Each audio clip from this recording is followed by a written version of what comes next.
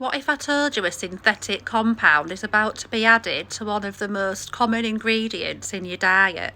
Not by choice, not by accident, but by law. Most people have no idea that this is happening.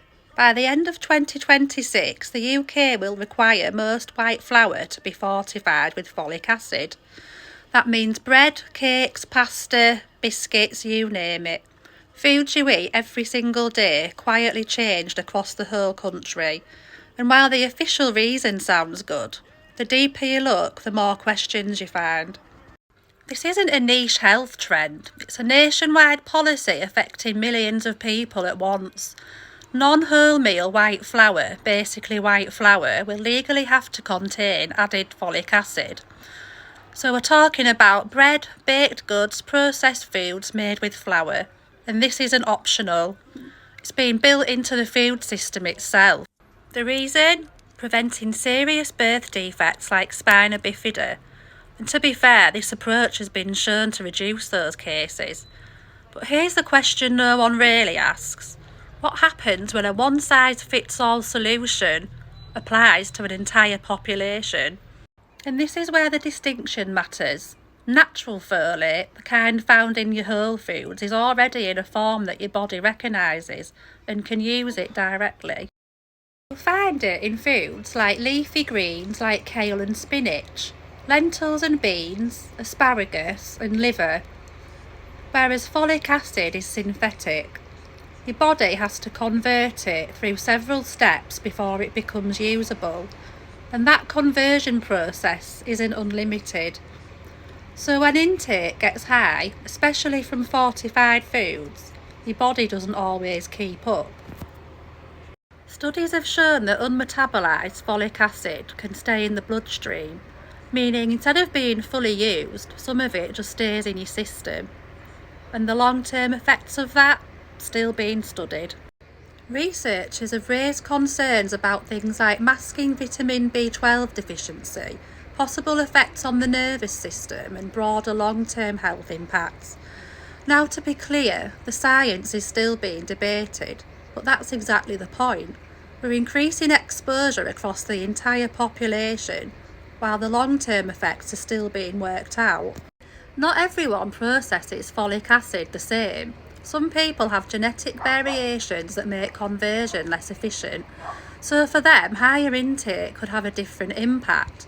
But policies like this don't account for individual differences, because they can't.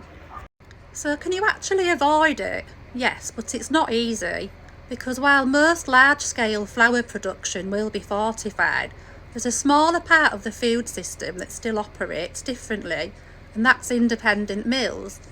In the UK, some examples include Shipton Mill, Dove's Farm and Marriage's Millers. These producers often work on a smaller scale and may offer different speciality flours. But availability varies, so you would have to check. And what about everyday life? Supermarkets do sometimes carry alternatives, but they're not obvious and they're easy to miss. And it goes further than that. If you're eating out at restaurants, bakeries and takeaways, most of them are using commercial flour, which will almost certainly be fortified. So even if you're careful at home, your overall intake can still add up without you realising. If you want to actively avoid fortified flour, it'd look like this.